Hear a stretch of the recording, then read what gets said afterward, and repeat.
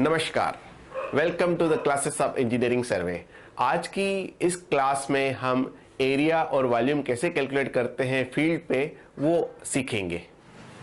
अब area calculation के लिए हमारे पास कुछ हमको तकनीक लगानी पड़ती है। जैसे या तो अगर हमारे पास कोई भी फील्ड आ गई, उस फील्ड को हम चाहें तो वो सारे के सारे एरिया को कुछ ट्रायंगल्स में बांट देते हैं और ट्रायंगल्स में बांटने के बाद एरिया ऑफ द ट्रायंगल का फार्मूला लगाते हैं square root of s into s minus a into s minus b into s minus c, where s is equal to a plus b plus c by 2।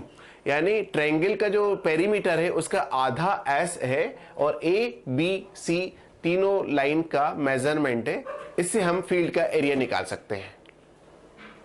दूसरा तरीका है base line से offset measurement करने का। मान लीजिए हमारे पास कोई कर्व्ड सरफेस है या कर्व्ड एरिया है, उसका हमको एरिया निकालना हो तो हम उसमें से एक बड़ा रेगुलर फिगर निकाल लेते हैं। उस रेगुलर फिगर का तो हम आराम से अपने ज्योमेट्रिकल फार्मूला लगा के उसका एरिया निकाल देते हैं। बाकी जो साइड में बच जाते हैं एरियाज, उसको हम अप्रोक्सीमेट मेथड से निकालते हैं।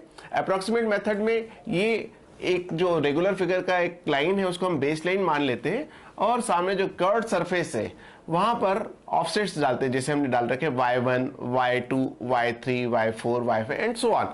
इस प्रकार से यहां पर भी करेंगे, इसी प्रकार से हम यहां पर भी करेंगे, इस प्रकार से यहां पर भी करेंगे। तो टोटल एरिया इसका area plus this area plus ये एरिया प्लस ये एरिया और प्लस ये एरिया, इस प्रकार से हम पूरे कर्व्ड एरिया का भी हम एरिया निकाल सकते हैं।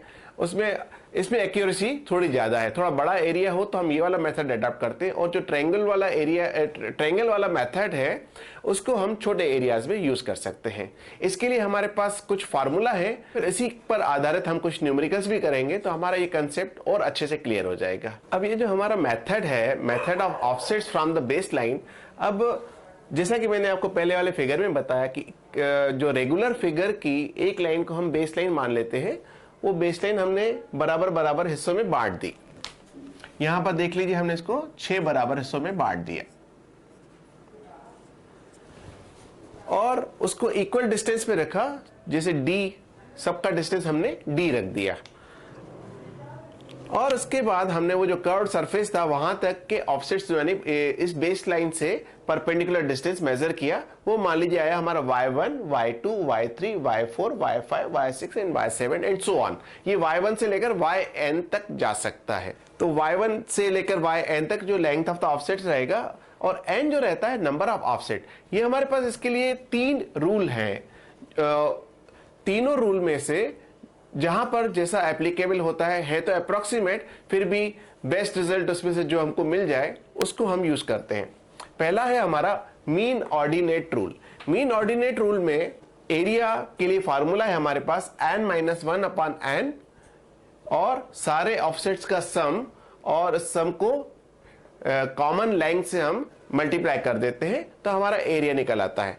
दूसरा है हमारा ट्रेपेजॉइडल रूल। ट्रेपेजॉइडल रूल में हम सारे इनको ट्रेपेजॉइड्स मानते हैं और ट्रेपेजियम्स मानने के बाद उसका एरिया सम कर देते हैं। उसका रिड्यूस्ड होके फार्मूला हमारे पास आता है area is equal to d into y1 plus yn upon 2। ये वाला इसको अपन ब्रैकेट लगा दें, इस चीज को, ये भी एक फैक्टर बन गया। यानी फर्स्ट ऑर्डिनेट और लास्ट ऑर्डिनेट का मीन, और इसमें बाकी सारे जो बचे हुए ऑर्डिनेट्स हैं फर्स्ट और लास्ट छोड़ के उन सबका सम इसमें और ऐड कर देते हैं और इसको d से मल्टीप्लाई कर देते हैं तो हमारे पास ये इसका एरिया निकल आता है। और तीसरा है हमारे पास सिम्पसन्स रूल। सिम्पसन्स रूल्स में एरिया के कैलकुलेट करने के लिए हमारे पास है d/3 into x plus 2o plus 4e। अब x जो है हमारा फर्स्ट ऑर्डिनेट और लास्ट ऑर्डिनेट का सम होता है और o जो रहता है फर्स्ट और लास्ट छोड़ने के बाद बाकी जो ऑड नंबर के ऑर्डिनेट्स बचे हैं जैसे y3, y5, y7, उन सब के सम को हम बोलते हैं o। और e में जो इसमें ऑर्डिनेट्स आ गए x और o में ऑर्डिनेट्स आ गए, बाकी के जो बचे हुए ऑर्डिनेट्स e में हम जोड़ते हैं वो नॉर्मली वो इवन नंबर से डिनोट होते हैं y2, y4, y6 and so on. आखिरी सेकंड लास्ट तक हम इसमें e में जोड़ेंगे और थर्ड लास्ट तक हम o में जोड़ेंगे और लास्ट वाला जो है वो x में जोड़ेंगे। इसी तरह से फर्स्ट हम x में जोड़ेंगे, थर्ड से शुरुआत करेंगे ओ की और सेकंड से शुरुआत करेंगे ई की। इन सब का सम यहां पर फीड कर देंगे और हमारा एरिया निकल आएगा। इन रूल्स में हमको एक चीज ध्यान रखने की बात है कि जो सिम्पसन्स रूल है वो ऑड नंबर ऑफ ऑर्डिनेट्स के लिए काम करता है। जब भी कहीं पर इवन नंबर के ऑर्डिनेट्स होंगे वहां पर हमको लास्ट जो सेक्शन है उसको अलग से कैलकुलेट करना पड़ेगा और जहां तक ऑड ऑर्डिनेट चल रहे हैं वहीं तक हम कैलकुलेट करेंगे। इसको हम दूसरे न्यूमेरिकल में देखेंगे। अभी हम एक न्यूमेरिकल लिया है जिसमें अभी ऑड नंबर के ऑर्डिनेट्स हैं और यहां पर हम बारी बारी से तीनों रूल अप्लाई करेंगे। ये न्यूमेरिकल है, the following perpendicular offsets was measured, और ये ऑफसेट्स मेजर किए गए और लिखा गया the calculate the area, calculate the area. अब हमारे पास ये ऑफसेट्स है, ऑफसेट्स का टोटल नंबर भी दिया हुआ है और ये ऑफसेट्स का मेजरमेंट भी दिया हुआ है। ये ऑफसेट्स हर 20-20 मीटर के चेनेज पर लिए हुए हैं, तो हमारा जो कॉमन डिस्टेंस है वो 20 हो जाएगा। अब 0 से 20, 20 से 40, 40 से 60, इसका मतलब जो कॉमन डिस्टेंस है दोनों का डिफरेंस है 20 में से 0 माइनस किया, 40 में से 20 माइनस किया। तो यहां पर हमको ये भी देखना पड़ेगा कहीं पर अनइवन ऑर्डिनेट्स नहीं हो। सारे ऑर्डिनेट्स जो हैं वो रेगुलर ऑर्डिनेट्स होना चाहिए, कॉमन डिस्टेंस मतलब सेम होना चाहिए। तो खैर आगे वाले न्यूमेरिकल्स में हम इस टाइप की भी प्रॉब्लम लेंगे कि जिसमें हमारे ऑर्डिनेट्स अलग अलग चेनेज पे लिए हुए, वो भी हम देखेंगे। यहां पर देखेंगे 1 से लेकर 9 तक ये टोटल नोन ऑर्डिनेट्स है, तो हम इसको नाम दे सकते हैं y1, y2, y3, y4, y9 तक। तो हमारा टोटल नंबर हमारा y1 तो रहेगा, हमारा n बराबर हो जाएगा 9। तो हमने ले लिया given n is equal to 9 और डिस्टेंस हमने ले लिया इसके बीच में d is equal to 20 metre. अब ये ऑफसेट्स की वैल्यू है, ये भी मीटर्स में दी हुई है। तो सबसे पहले हम मीन ऑर्डिनेट रूल लगाएंगे। मीन ऑर्डिनेट रूल बोलता है कि area is equal to n-1 upon n into sum of the ordinates into common distance d। तो हमने लगा लिया 9-1, n इज 9 अपॉन 9 और ये सारे ऑर्डिनेट्स का हमने पूरे 9 देख लीजिए, आप 0 से लेकर 4 तक ये सारे ऑर्डिनेट्स का हमने यहाँ पर सम कर दिया और इसको कॉमन डिस्टेंस d से मल्टीप्लाई कर दिया ना। 8/9 इंटू 77 इंटू 20, ये हमारे पास वैल्यू आ गई 1368.89। तो ये इसका मीन ऑर्डिनेट रूल से अगर हम एरिया निकालते हैं तो ये वाला एरिया आएगा। अब हम दूसरा रूल लगाते हैं। दूसरा रूल है हमारा ट्रेपेजॉइडल रूल। अब ट्रेपेजॉइडल रूल में हमारा फॉर्मूला है कि d into first and last ordinate का मीन और sum of the rest of the ordinates. तो हमने फर्स्ट ऑर्डिनेट ले लिया 0, लास्ट ऑर्डिनेट ले लिया 4, इन दोनों का मीन निकाल लिया और बाकी के ऑर्डिनेट्स 1, 2, 3, 4, 5, 6, 7 बाकी के 7 ऑर्डिनेट्स का हमने सम इसमें जोड़ दिया।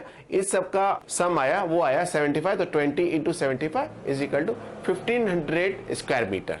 अब हम देखते हैं इसी ऑफसेट्स को और यही वाले ऑफसेट्स लेके अब हम सिम्पसन्स रूल से निकालेंगे। अब यही एरिया अब हम सिम्पसन्स रूल से निकालेंगे। अब सिम्पसन्स रूल का जो नियम है कि ये ऑड नंबर ऑफ ऑर्डिनेट्स के लिए काम करता है, तो हम देखते हैं सबसे पहले तो ये चेक करेंगे कि ऑर्डिनेट्स ऑड है कि नहीं। अब यहाँ दिख रहा है कि 1 से लेकर 9 तक नंबर आया सीरियल, तो ये ऑड नंबर ऑफ ऑर्डिनेट्स है, तो ये हम पूरे के पूरे ऑर्डिनेट्स हम एज इट इज जैसे है वैसे ही सिम्पसन्स रूल में फिट करेंगे। अब सिम्पसन्स रूल का formula a is equal to d/3 x plus 2o plus 4e। तो यहां पर d हो गया 20 मीटर, x है sum of the first and last ordinate. First ordinate है हमारा 0, लास्ट ऑर्डिनेट है हमारा 4, तो हमने 0 plus 4 is equal to 4, x की वैल्यू निकाल दी।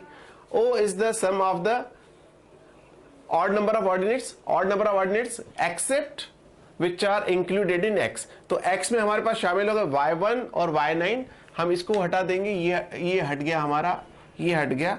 बाकी ऑड नंबर ऑफ ऑर्डिनेट्स देखेंगे, तीसरा, पांचवा और सातवां। तो हमने तीसरा ले लिया 8, पांचवा ले लिया 13 और सातवां ले लिया 12। इन सबका सम आ गया 33। अब E is equal to even number of ordinates. O से हम ऑड पकड़ेंगे और E से इवन पकड़ेंगे। तो E से हमारे पास बचे, इसको आप हटा देते हैं यहां से। देखिए सेकेंड नंबर, फोर्थ, सिक्स्थ और 8 हमने ले लिया। सेकेंड की जगह 6 वैल्यू रख दी, फोर्थ की जगह 10 की वैल्यू रख दी, सिक्स्थ की जगह 16 की वैल्यू रख दी और 8 की जगह 8 की वैल्यू रख दी और इस सबका सम आ गया 40।